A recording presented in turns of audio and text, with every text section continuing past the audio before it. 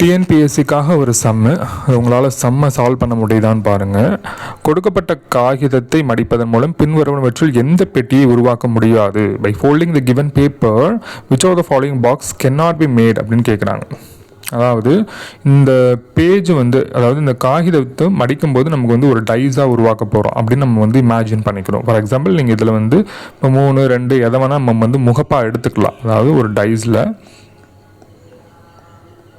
டைஸில் முகப்பாக நான் 3 எடுத்துக்கிறேன்னு வச்சுக்கோங்களேன். Just imagine பண்ணி பாருங்கள். 3ங்கிறதான் ஃப்ரண்ட்டுன்னு வச்சுக்கோங்களேன். அப்போ அதோட லெஃப்ட் சைடில் யார் இருக்கா? 4. ஸோ அப்போ 4ங்கிறது லெஃப்டில் வந்துடும்.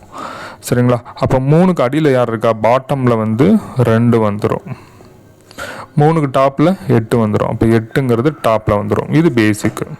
ஸோ இது 1, 6 மட்டும்தான். ஜஸ்ட் இமேஜின் பண்ணி பாருங்கள். இப்போ 2 அடியில் போயிடுச்சு அப்படின்னா இந்த 1 சைடில் வச்சு க்ளோஸ் பண்ணிக்கலாம். அப்போ 1ங்கிறது ரைட்டில் வந்துடும். ரிமைனிங் இருக்கிறது என்னதுங்க? 6 மட்டும்தான் இருக்குது. இப்போ 6ங்கிறது உங்களுக்கு பேக்கில் வந்துடும். சரிங்களா? இப்போ நீங்கள் வரைஞ்சிங்கன்னா இங்கே 3 ஃப்ரண்ட்டில் இருக்கும், 4ங்கிறது லெஃப்டில் இருக்கும், ரைட்டில் 1 பார்த்தோம், அடுத்து டாப்பில் 8 பார்த்தோம், பாட்டமில் 6 பார்த்தோம், அப்புறம் பேக்கில் 6 பார்த்தோம். புரியுதுங்களா? ஸோ இது அப்படியே எதிர் பக்கங்கள் மட்டும் எழுதலாமே.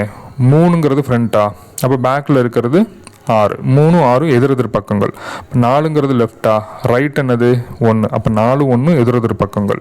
அடுத்து 2ங்கிறது பாட்டம்னு பார்த்தோமா, அப்போ டாப்பில் இருக்கிறது 8, 2, 8 எதிர் பக்கங்கள். ஸோ கான்செப்ட் என்ன, எதிர் பக்கங்கள் அடுத்தடுத்த பக்கங்களாக இருக்கவே இருக்காதுங்கிறதான் கான்செப்ட். இப்போ 4, 1ங்கிறது எதிர் பக்கம், ஆனால் இங்கே அடுத்தடுத்த பக்கமாக இருக்குது. அப்போது ஆப்ஷன் ஏ அப்படிங்கிறது தான் நம்மளால் உருவாக்க முடியாது. இதுதான் சரியான விடை. இப்போ பிசிடி இதெல்லாம் பார்த்தீங்கன்னா ஃபார் எக்ஸாம்பிள் இங்கே பாருங்களேன். 1க்கு ஆப்போசிட் 4, இங்கே 4ங்கிறது எதுவுமே இல்லை. 2க்கு ஆப்போசிட் 8, 8ங்கிறது எதுவுமே இல்லை. 3க்கு ஆப்போசிட் 6, அப்போ 6க்கு ஆப்போசிட்டில் 3ங்கிறது எதுவுமே தெரியல. அப்போது இந்த ஆன்சர் இந்த ஒரு பெட்டி உருவாக்க முடியும்.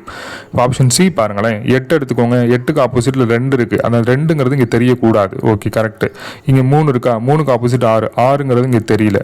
இங்கே 1 இருக்கா, 1க்கு ஆப்போசிட் 4, 4ங்கிறது தெரியல. அப்போ இதுவும் கரெக்டு. இந்த பெட்டியும் உருவாக்க முடியும். இந்த பாக்ஸை பாருங்களேன். 8க்கு ஆப்போசிட் 2, 2ங்கிறது இந்த இடத்துல தெரியாது, பின்னாடி இருக்குது, அதனால் தெரியாது. அடுத்து 3 பாருங்களேன். 3க்கு ஆப்போசிட் 6, 6ங்கிறது இந்த இடத்துல இருக்குது, அதனால் அது நமக்கு தெரியல. 4க்கு ஆப்போசிட் 1 இங்கே இருக்குது. அப்போ இதையும் உருவாக்க முடியும்.